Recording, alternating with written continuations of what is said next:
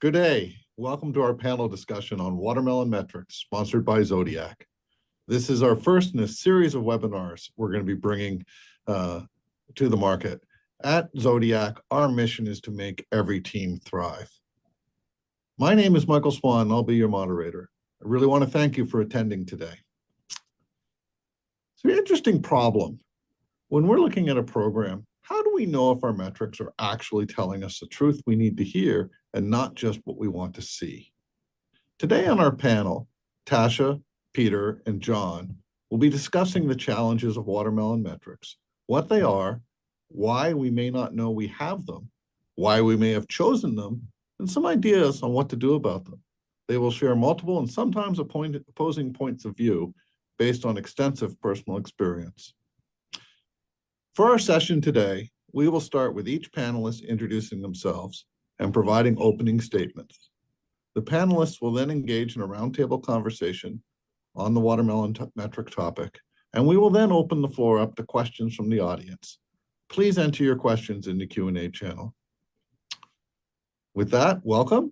And Tasha, please introduce yourself. Great. Thanks, Mike. Welcome, everybody. So my name is Tasha. I come from a fintech industry background. I have held different roles within vendor management, operations, technology delivery. I've had to be that middle person from a hands-on experience where you're dealing with projects and you have to deal with the metrics reporting. So I'm super excited to really get into this topic and just hear different perspectives and learn about more from other individuals on the panel. Thank you, Tasha. John? Hi, everyone. John Matsilios here. I come from a program and project management background, as well as a little bit on the infrastructure, IT infrastructure side. I've worked primarily in the financial services industry, banks, insurance companies, and so on. And what I look for, and I'm going to be very pleased to discuss, is the type of metrics that tell me a story. And how do we go about diving a little bit deeper into it so we get at the little things that may be lying underneath the surface there? I'm looking forward to this discussion. Thank you, John. Peter? Hi, I'm Peter Madison. I'm the managing partner at Zodiac, and I've been a coach and consultant for quite a number of years now, working with organizations on exactly this type of problem, and we encounter it a lot where we're looking to try and understand what's happening and how we're reporting it. Great, thank you. So Peter, why don't you kick things off? What is a watermelon metric? Oh yeah, so a watermelon metric, well, green on the outside, red on the inside. So there's lots of different types of watermelon metrics you potentially have out there.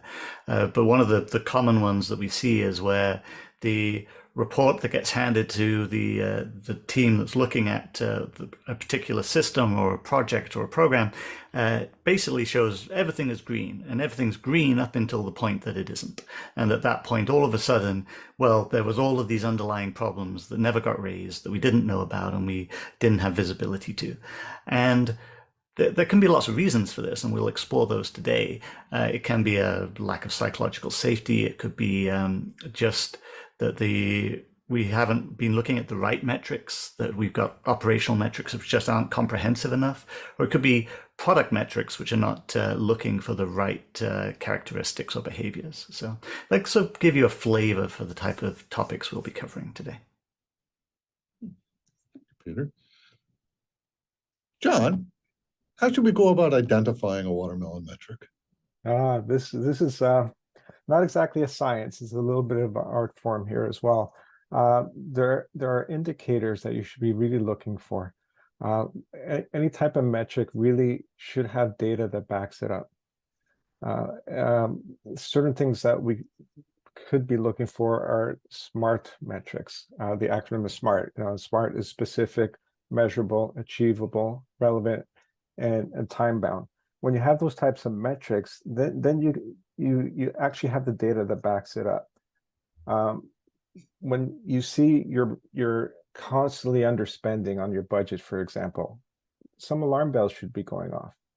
When you see that dates and milestones keep getting pushed out without proper change process or without the deliverables being given at a certain point that was agreed to by the business as well as developer shops, or if you're doing something from a business process side and their processes keep getting pushed out, there's different ways of looking at this and saying, hey, alarm bells should be going off here. Why do I keep seeing this as a green?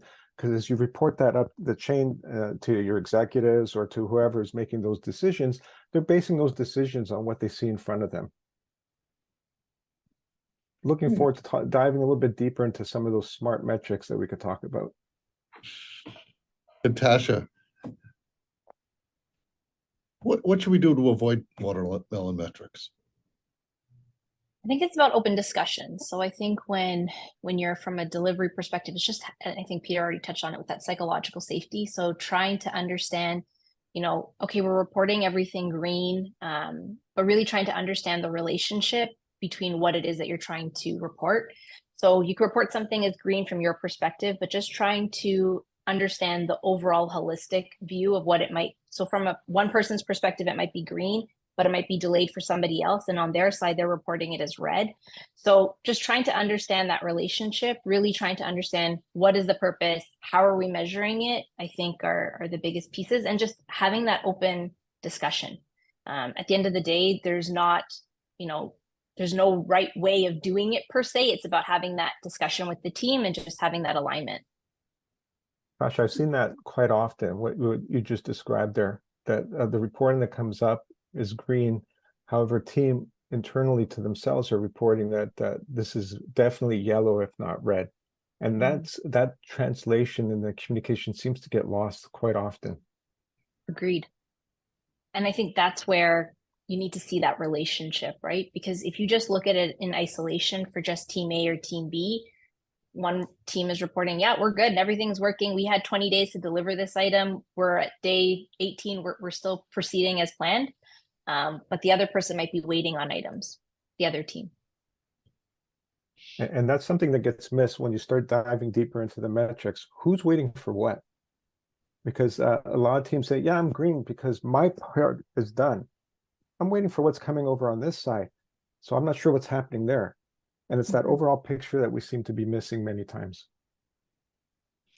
So one of the interesting things about metrics is a bit of a human desire to always to look good when you're putting forward on these ones. And Peter, you touched on psychological safety.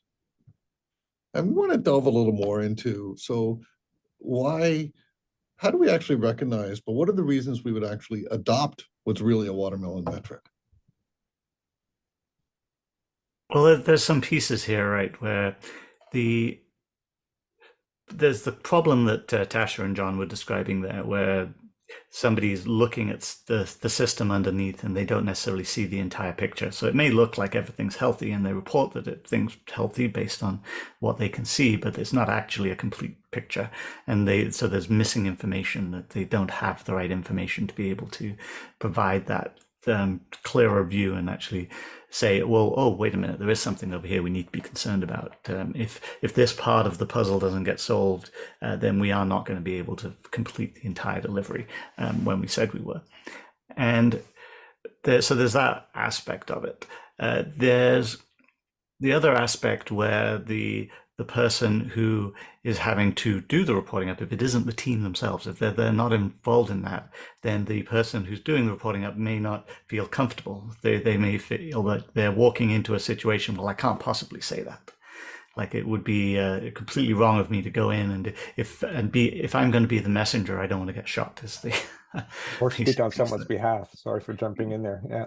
Yeah, exactly. So I think those are some of the key pieces we see where the communication channels aren't clear enough, the right people aren't involved in it, and we're not able to make sure that all the stakeholders involved have clear visibility into what's happening. So that's definitely one aspect of watermelon metrics, where everything is being radiated as green, yet it isn't. Examples of this can occur in risk management considerably, where you think of examples like Deepwater Horizon and like oil rigs that exploded, and up in the week before, the auditors had been in there with their clipboards and looked at all of the metrics, and they've got a perfect safety record. There'd never been a problem. A week later, the oil rig exploded. There's this, are we willing to actually admit that there's a problem? That comes from, is it safe to put my hand up and say, hey, we've got a problem here. We need to talk about it. Yeah, I'd like to add a little bit to that. I was reading this article in Harvard Business Review a couple weeks back. It's by David Burkus. I'd like to read a bit of a quote from him. Psychological safety happens when team members feel safe expressing themselves, speaking up when they have questions or concerns, disagreeing with each other, making mistakes, and taking into personal risks. That really spoke to me when I read that article, because I've seen time and time again, people are afraid to speak up because they're worried what the reaction might be. What I found really interesting, and one of the engagements I was with, the VP is going through a weekly update, status update, and the comment came back saying that I don't think I'm getting the true picture here. Can we do better? Team went offline. We discussed how can we do better, and we started diving deeper, and we noticed that we actually were producing watermelon metrics. Everything seemed green, but there was trouble bringing it underneath. We started bubbling that up, so giving a better picture of what was happening. And to our surprise, and we shouldn't have been so surprised, this vice president basically saying, great reporting to the PM, great reporting on that. Would you like an Amazon gift card or Swiss Chalet gift card? Just floored us. Amazon, cool, next person up. And we had worked on these together, and the metrics were more meaningful. Great job on that. What do you want, Amazon or Swiss Chalet? Everyone's, 5th PM, we're going through this, it takes about an hour. Amazon or Swiss Chalet? Amazon was the winner. Everyone seems to prefer buying things online than actually ordering food these days.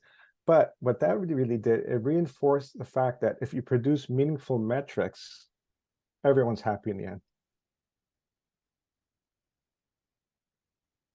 Great insights, John. Tasha, can you give us an example of where you've actually run into adverse effects because of a watermelon metric? Or where you may have inadvertently implemented a watermelon metric yourself? Yeah, so from a project delivery perspective, let's talk about that.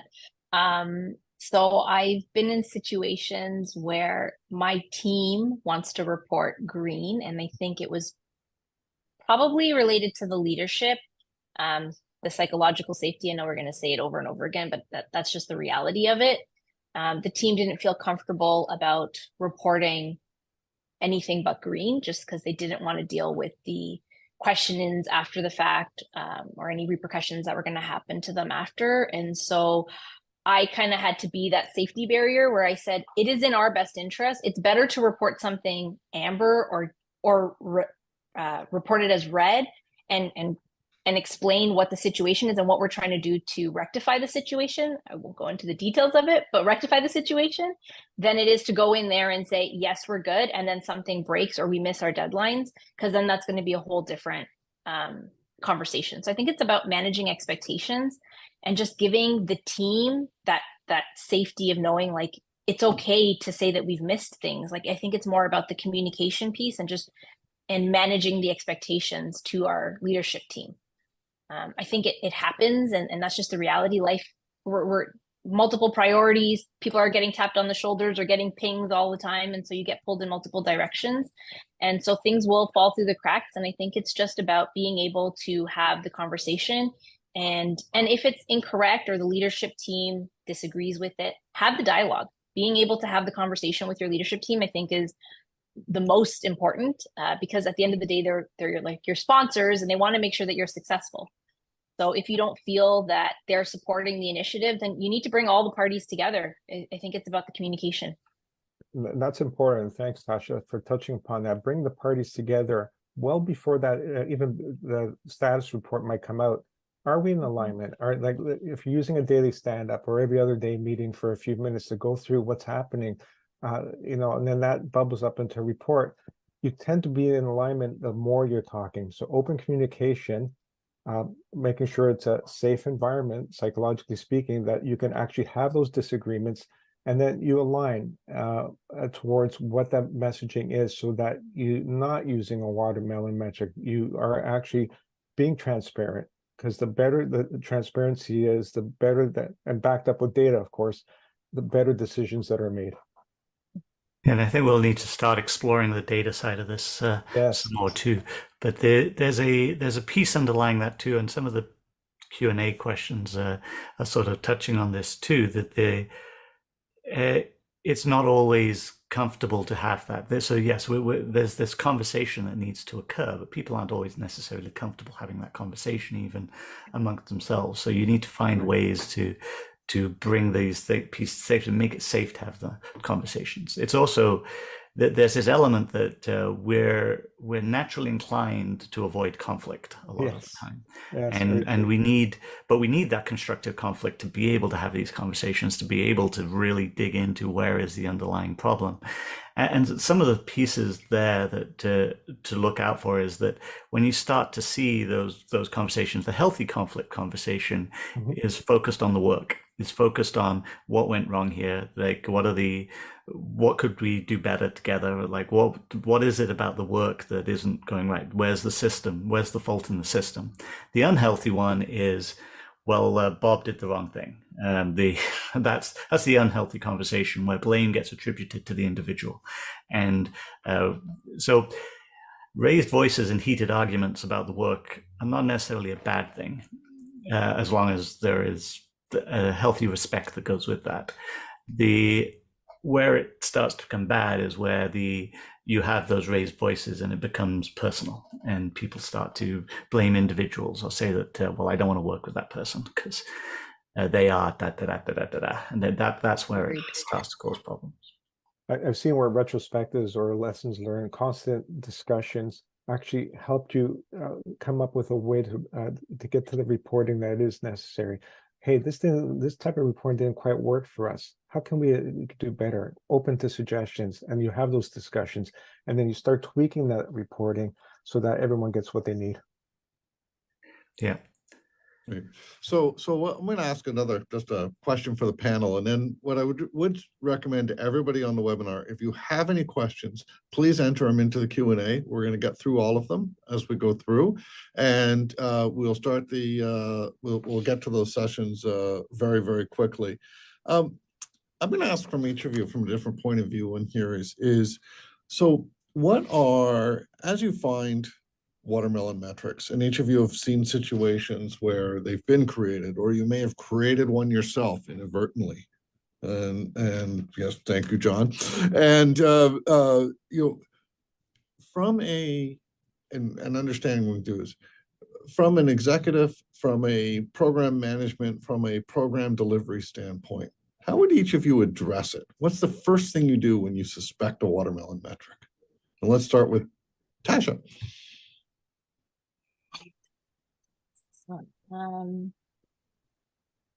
I think for me, it's about if the team is telling me that something is going great, but I know that they're constantly missing their timelines from a hands-on perspective, from a project delivery perspective, I would start just asking questions.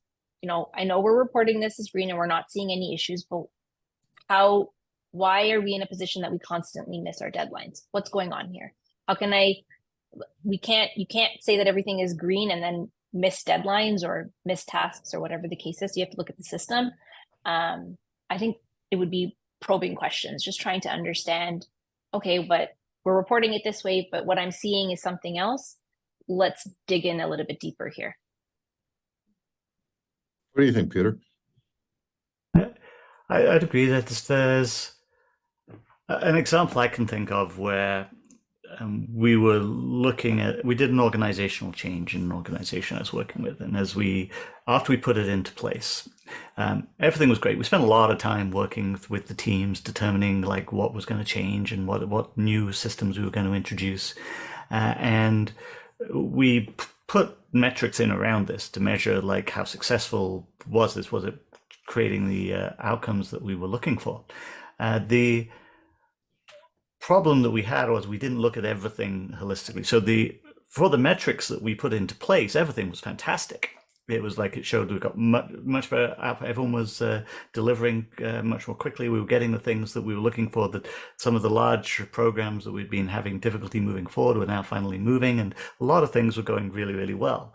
But what we didn't realize is we'd missed a bunch of things that we had to have measured, which we didn't, and that came down to a lot of it around the team happiness and where the conflict was occurring. And because we put all of this effort into this, and everybody was like high-fiving everybody else for like having successfully put this into place, the members in the teams weren't speaking up to say, "Hey, look, this isn't working."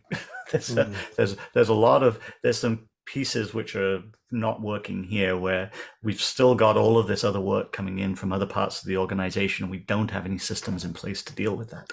And they're expecting us to still continue operating in the way that we were before, but we couldn't see that because it was not part of what we were looking at. It wasn't part of what we were measuring. John, what's your perspective? Yeah, adding to that, I learned a while ago about the theory of the 5 whys. Toyota introduced this years ago, and it's really around lean management as well. But to get to the root cause of an issue, or the relationship between the root cause and the type of metrics or the type of results you're getting, you start asking the why. You get to the 5th why. Okay, so why are we showing green but missing dates? Why are we missing these dates? Why are we waiting on this type of information to progress, but still missing the dates? And you dive deeper and deeper, you actually get to the root cause of any issues.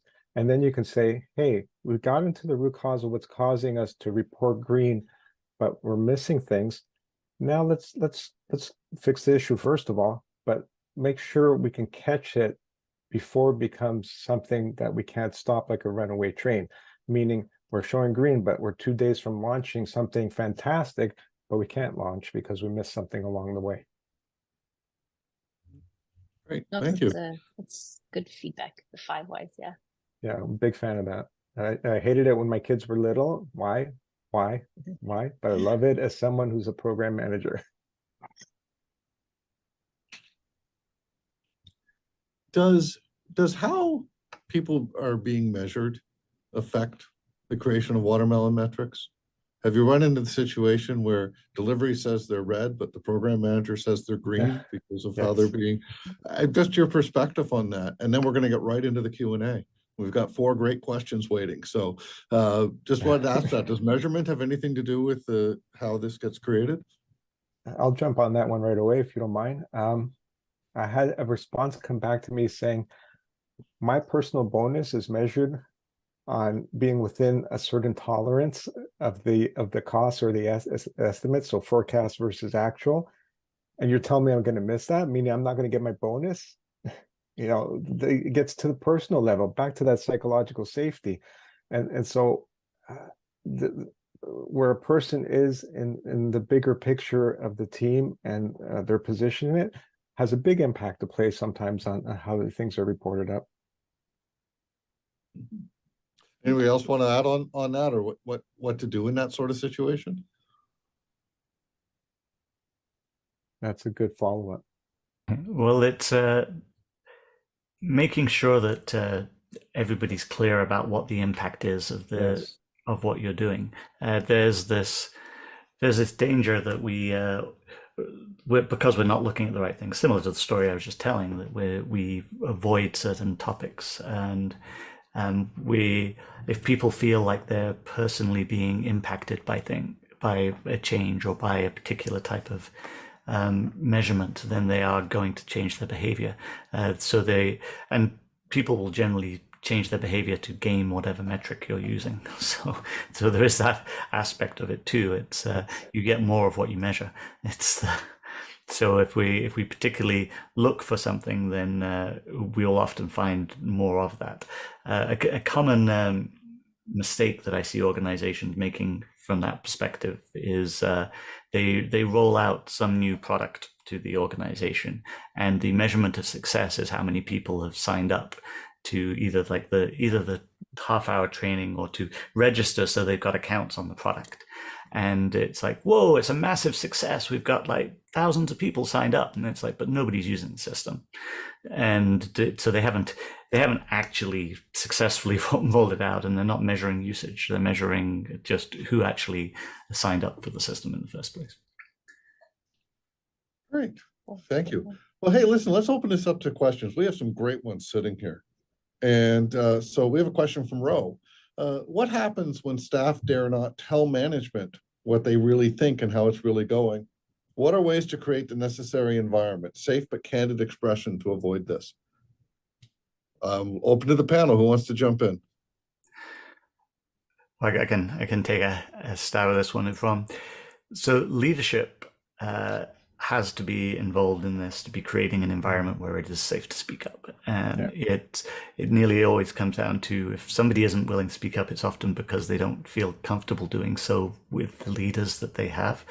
And everybody in the organization needs to be able to take that leadership role at the right point. And if they don't feel they can, then you have a problem. So it's creating that environment where it is allowable to come forward and talk about things without getting shot. And again, as I was mentioning earlier, that focusing on work is a good way to do that, to use that in language, to have coaching for your leaders, to help them understand and work through this, work through the language that they use and talk through that. And when I've been coaching executives and I've been in meetings with them, I often would have a retrospective of certain meetings afterwards and say, hey, did you notice the response that you got when you started to use that language? What did you notice about the people in the room when you started to talk about the individuals involved? And having that conversation can help open up the leaders to understand this better. So that's definitely one way to help. You can very often see too, when you walk into an organization, you can feel what the culture is like, and attending meetings, you can start to see how do people respond and act, and do they feel comfortable? Are they willing to share information? Is there anything, John or Tash, you would add to that? There was a book that I read, How to Have Tough Conversations When the Stakes Are High, or How to Have Crucial Conversations When the Stakes Are High. I found that to be super helpful, because I would, again, from a delivery perspective, you feel like you're the messenger of having to constantly bring the bad news. And I think it's about how you communicate to your leader. So if you just constantly keep bringing problems to them, they're at the end of the day, they have a job, and your job is to help them as well. So I think it's about coming, but then also being prepared to have the conversation and being proactive to say, either we are looking into solutions and just setting expectations. So we're looking into solutions. I should have an update by the end of the day, or whatever that follow-up is, has been ways that I've had to kind of handle management escalations. I once had a CTO, Chief Technology Officer, say to me, do you stand by the metrics here? Are you willing to put your job on the line for this? So you had that more than once. Makes me wonder what kind of positions I'm in half the time. That being said, your best friend is data. If you can back up your positions with the data, then yes, you can stake your reputation and job on it. This is what it's showing. Here's how we're trending. The team agrees to it. You may get a bad reaction saying, invariably, how come I don't know about this sooner? That tends to come up quite a bit. But if you can have those retrospectives, have those sessions where everyone feels safe speaking up right from the beginning, your reporting tends to be online most of the time. Hey, here's how we're trending. Here's the data to back it up. And that could be here, the data is located through this link and everything's there. It could be an appendix if it's a formal presentation to an exec team. There's different ways, but relying on that data to back up your messaging it's going to be like that life vest that you have on in the ocean when you get dumped overboard. Thank you. If anybody has a follow-up on an existing question, please enter it into the Q&A. We'll move on to the next one. Thank you, everyone, for that. We have another question here from Dimitri. is when you speak up, there is a reaction from management, but there is also a reaction from other teammates. Oh, good one. Both of these impact psychological safety. What do you suggest people do so they can disagree openly without teammates reacting in a way that eventually damages psychological safety of those who spoke up? Who's going first? So I'll jump into the vacuum. You know me now. I don't jump in right away. There's quite a few things that we look for here. One aspect can quite simply be have a team agreement in place about how you're going to handle conflict and disagreement, and so talk about it up front. Like how do we do this as a team, as a group together? When there is something we disagree on, what is the method that we'll go about making sure that we have safe and good conversations around it? Being able to introduce this into through things like blameless postmortems. I mean, the word blameless gets thrown around a lot, but what it really means is focusing on the work, being able to have those conversations, and to help with that can be putting structure around those meetings too, because having some structure around it to understand like what parts do we have at which points, and being able to have somebody facilitate that, and having different people in the teams facilitate it over time as well can really help with starting to get people to be more open and more willing to share. It's also really crucial, I think, to have teams spend time together, not just doing the work. If they're working together over a long period of time, being able to have like non-work related time together allows them to start to build those bonds where they are going to be able to speak up and disagree in a more friendly manner. There is also eventually the other piece that we often don't end talking about enough, that sometimes people will not gel. Sometimes people will not get along, and we have to be aware of this as leaders and identify it and notice when it's happening, and because that can be very devastating to psychological safety and culture, because nothing erodes trust faster than feeling like you're not being listened to or that you're being yelled at. So I think you say the word correctly. It's trust is the big one. You need to have trust in your teammates, and I think when you're having conversations where you're not aligned with your teammates, I think sometimes I've gone into situations when you're handling incidents, for example, and everyone has their own perspective. It's like, okay, we need to stop, listen to what people are saying, because I think when you're so focused on answering instead of listening, you miss out on information. So just having that opportunity to listen to whatever that individual's saying, and then having that open discussion. And I think, Peter, you mentioned like sometimes having that facilitation, bringing in a third party to help be a neutral person to help that conversation. I've had to do it in the past. I've also found some success turning it around a little bit, concentrating on some of the positives. We're always talking about the negatives, but let's talk about the positives. What are we doing correctly here? Hey, that reaction from management was great. How can we help each other to report, avoid the watermelon metrics, but how can we get that report or that status or the messaging back to say, here's how we're trending. We may be late. Here are the reasons why we're late, and we need assistance from management to help us get past this obstacle or hurdle. And so if you can reinforce the positive side of the messaging that, hey, we're just helping each other here and getting this, it tends to, the more you do it, the more participation you get from everyone on the team to actually help you get through obstacles.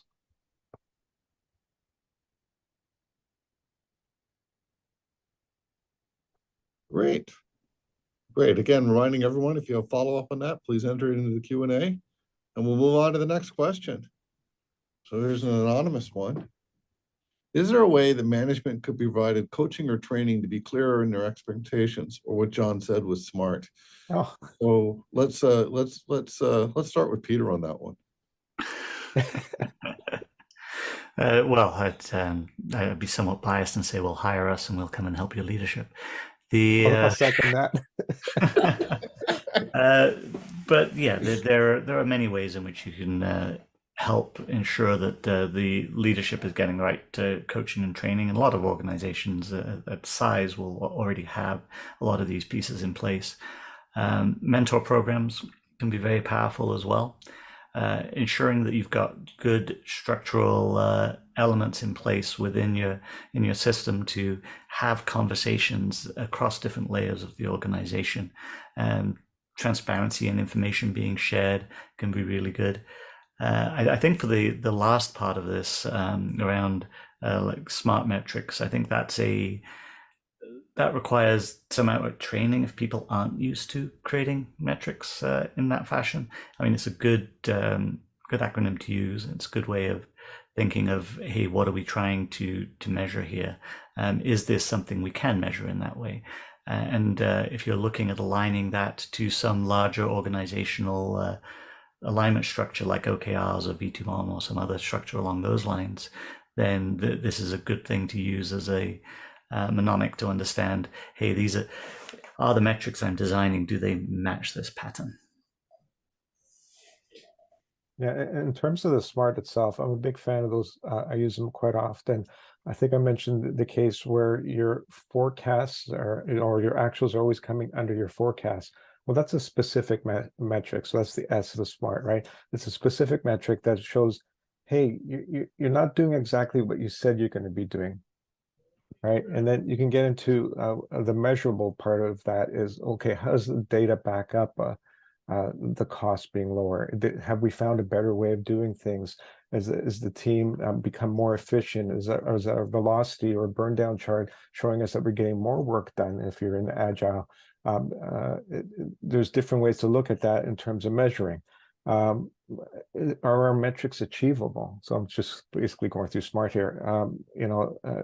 If something is split up into multiple releases instead of one big bang, if that's allowed, you get it to be achievable because you do a little bit at a time. We have the relevant metrics and time bound as well, and they all kind of add up together. There's a lot of great material out there to learn how to do SMART, and it really ties back nicely to those OKRs or the objectives and key results that the organization is looking for. A lot of buzzwords there, but it does tie in nicely together.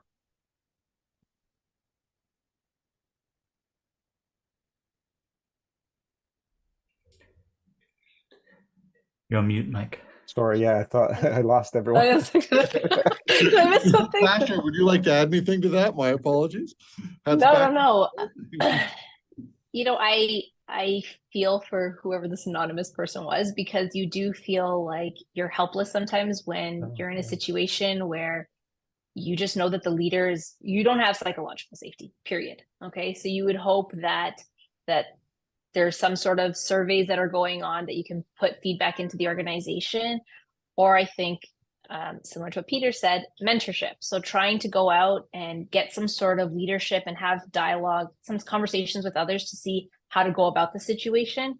I think if you just stick to the facts, don't make it personal, that would be the method. I would hope that there's some way where the individuals could raise it so that they must recognize at some point, we used to have pulse surveys at different organizations where you could kind of rate the leadership on it, and then hopefully somebody's looking at it. But I would say more it's about having open conversations, getting that mentorship, trying to deal with the situation, because I know that there are a lot of people that can feel very helpless in the situation, whether they're my boss, they control how much, if I get promoted or not, and they don't feel safe raising issues and concerns to them.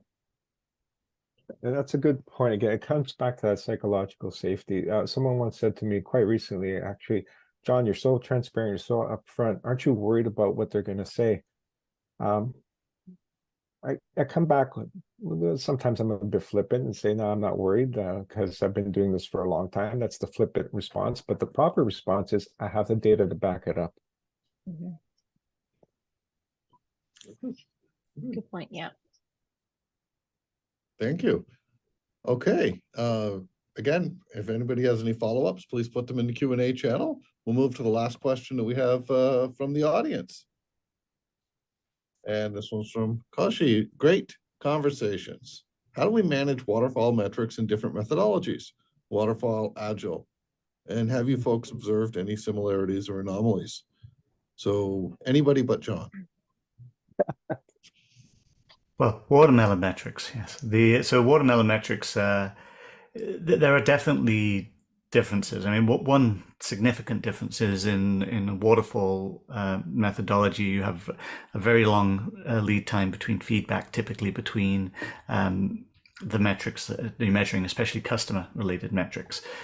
If waterfall tends to have a lot longer lead time before something actually gets in front of a customer, so your ability to learn from that is much delayed. So when we start to talk about different types of metrics, like product metrics, you are going to see significant differences, and so managing those and identifying them in that waterfall structure can actually be more difficult, because you don't have them updating as frequently to be able to start to look at them and see how are these things trending, where are we going in the right direction.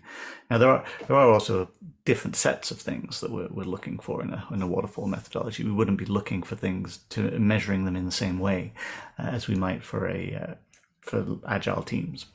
And when we start to look at this more organization, we start to think about how are we aligned? Are we getting to our outcomes? Are we looking at the right things? Are we how far down that path are we going? So that'll often drive the differences between both the types of metrics and how you're going to manage the sort of how those are performing in that environment. Yeah, it's funny because I think that waterfall metrics is actually easier for me to manage versus agile. So just because I think when I look at stuff high above, I'm able to, it's just easier for me to say, okay, well, we had committed to these dates. It's very focused on, okay, this dependency, we close this, then we move on to the next phase. But I'm starting to learn to, change that mindset. So I mean, with agile, you'll get information a lot faster. Well, because you're looking to how do I change what I'm going to do based on what I've learned about the action that I took. So if I make a modification to my product, I want to be able to learn from it, and that is another type of waterfall metric, that watermelon metric that you can run into, where you're measuring the wrong aspect of the product with the customers, and so you're learning the wrong things, and as a consequence you think the product's doing great. So it's similar to the use case I gave of, hey, you've rolled out a system across your organization, but you've only measured whether people logged in for the first time. You haven't measured whether anybody's actually using the system. And so that's a similar type of problem, where if you're measuring for the wrong things, you're not going to be able to learn. So you need to be able to look at what am I learning from this? What is the outcome I'm looking for? And a good exercise for this, there's one from Sooner Safe Happier. They have a mechanism that they use, which they call their OKR framework, but it basically starts from, like, who is the customer? And what is the behavior change that we're looking for? What is the problem that we're looking to solve? What's our hypothesis about solving that, in sort of Gherkin type format? And then thinking about what are the lagging metrics? How will we know that we achieved the outcome that we're looking for? And then looking for the leading metrics as well. So this is how you start to design metrics, is very key. When we start to look at the leading metrics, we're looking for what is going to drive the behavior change we're looking for in the customer. And so if we look at that from a more concrete fashion, how is our website organized? What is the behavior change we're looking for? We want people to complete the shopping cart more often. So to do that, we're going to make that easier. We have a hypothesis around that. We measure it. The lagging metrics is, do people complete the shopping cart? And the leading metrics might be, do we see people going through that path to get to the shopping path? Is it easier for people? Is this driving a change in behavior? For example, something along those lines. Find interesting. Go ahead, John. Sorry. I could jump in. Yeah. What I found interesting, I had a really good conversation just this week with someone who's saying, as the organization where I'm at currently is moving to scaled agile, how do we tell someone in a senior position, hey, click on the link to Jira and you'll get your reporting? So, and so you're caught in between, because I'm rethinking the question that came. What are the similarities as opposed to like the differences or anomalies between the different types of methodologies? you gotta kind of find some kind of similarities that you could report on. Hey, the team is progressing well. Here's the data that goes with it. And what this means to you is X, Y, Z sort of thing. Yeah. Yeah, I think that's going to be a topic for a future webinar when we start to get into Yes. that portfolio design piece, because this is going beyond the watermelon metrics in particular and the problems that causes in the organization, and into, well, the problem every organization seems to struggle with, which is we've got a lot of large bets that we want to make. We've got an organizational system that's organized around delivery in some fashion. We don't want the larger bets and strategies to get in the way of delivering. How do we get these things aligned while getting the right information bubbled up to be able to make the strategic decisions about where do we want to go? And that can solving that problem and working out how you're going to organize around that is, I think, a very interesting problem. We do a lot of work in that place. Yeah, a little teaser for what's to come in a future webinar. Yes. Yes, I think to me, I think having an agile watermelon sounds to be a lot less painful than a waterfall of watermelons. But Oh, very good. that sounds very messy at best. Thank you. So we have 2 more questions, and we are 10 minutes from end. So we'll try to get through these rather quickly. From the audience, how can organizations educate stakeholders about the nuances of metrics and the potential for watermelon metrics? So there's a great presentation from one of the other managing partners in Zodiac on metrics, which has a lot of really great information, and we could probably send a That's a link good to one. that. Yes, I've seen that. Yeah, definitely. So that's one way of looking at there's a piece around the designing metrics that can be a very interesting way of helping stakeholders understand what the criticality of having the right metrics and measuring the right things. So we live in an age where it's kind of storage is free and we can collect all of the information, but the information doesn't give us the knowledge we need and certainly doesn't give us the understanding from that to be able to take action. So how do we start to make sure we're looking at the right things to be able to start to draw the right conclusions? And that, I think, starts with designing the right metrics and then having the right feedback loops to look at those metrics, because that's another mistake I see organizations make. It's that they set up all the systems to measure and with an intent of using those metrics to guide decision making, but then never actually use them to guide decision making. They just collect them, and that's no use either.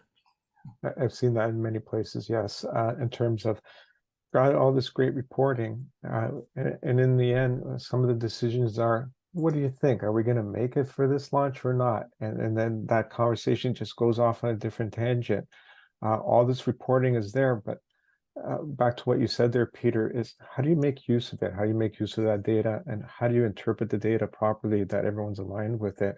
And that's where I find we fall down a lot of the times.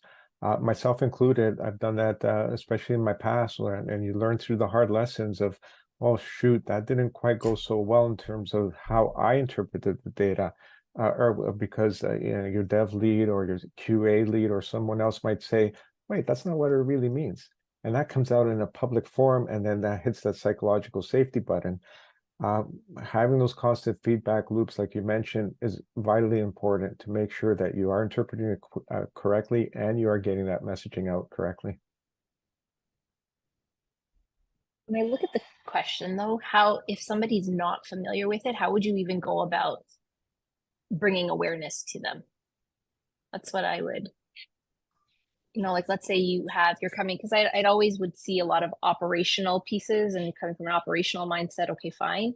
But then how do you get people within other departments to, what would be the most appropriate way to go about to say, hey, this is the nuances of the metrics? What do you think? Ask my panelists a question.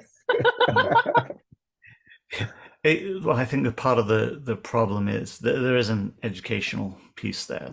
We have to communicate the information. So which can be very difficult to do. I mean, one of the common mistakes, for example, that often gets made is saying, "Oh, look, we've got Dora metrics," and then going to the Okay. executive team and saying, "Oh, look, we've got Dora metrics, aren't we good?" And Yeah. even though that's not that's not actually the information that they need to be able to make the decisions they need to be making. It's really just a way of saying how are we getting better Progressing. at technical delivery of products, and that's not the same thing as all of the other things you need. So it's understanding that too, that this is why we need different metrics for different purposes, and you can quite easily communicate that at a very broad level. And I think that initial hook at the broad level is hopefully enough to get people to start to listen about the detail that you need to get across. Okay, so I have one other question that's been posed that I want to put forward to the team. We have 5 minutes left, so I'm going to ask this question quickly, and then I'm going to ask each of you to give your last best thought. Spend a minute as we wrap things up. Okay. The question, I think the answer is pretty simple, is could you refer me to online resources or books that would help me improve my metrics? And so do each of you have resources that your go-to resources, and what can we publish? I mean, I go to my good old Google friend and I start reading articles. I don't have a go-to book. But I do like to see, because as part of even preparing for this webinar, it was so interesting. I found like watermelon metrics for recruitment. I'm so used to being on like the technology side that they were talking about like recruiting and like how on the hiring manager's perspective everything's okay. So I think just going out there and getting information, going online. I don't have anything specific, but I just go and I read through blogs and see what's going on. But I think we could probably offer resources after the fact, after the webinar. John? Yeah, I'm much the same there. Actually, Harvard Business Review, I read that quite often. You can do a search within their website or LinkedIn, through LinkedIn, because I follow them on LinkedIn as well. And just to prepare myself a little bit for this panel discussion, I did a quick search, and that's how I came across that article on psychological safety, which was quite relevant to what we were discussing. And as Zodiac, I'm sure we can put out suggestions of reading material that's out there. But similar to Tasha, it's a Google search / LinkedIn search. Okay. So we'll send out what we've had. Okay, so I'm going to give you each 1 minute to respond, to give your last best thought, but kick off the thought with the answer of a question. Have you ever seen the reverse metric? Is there such a thing as a reverse watermelon metric? And give us your last best thought to the audience that you want to leave them with as we close off this webinar. Peter? Yeah, so an inside-out watermelon metric, I can, with experience in infrastructure, I can definitely think of examples where we think everything's absolutely broken, but when we actually look under the covers, everything's working fine. So, and that just causes a massive panic across the organization. Yes. You could argue that an awful lot of audit points fall into that category, but then that's perhaps I love that one. Yes. Last best thought for the audience, Peter. Well, I could name a couple of great books. Hubbard's How to Measure Anything is a classic, for example, and The Escape Velocity, Doc Norton would be another.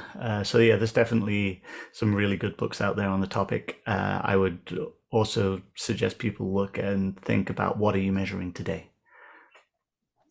Great. John, your last best thought?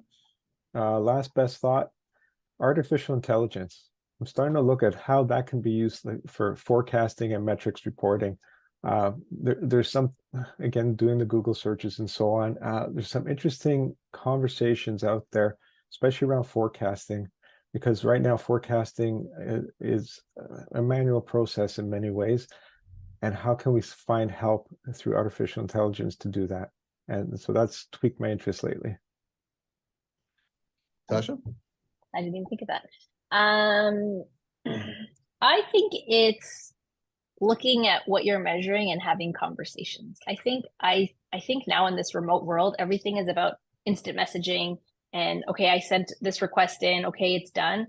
I think it's about having conversations.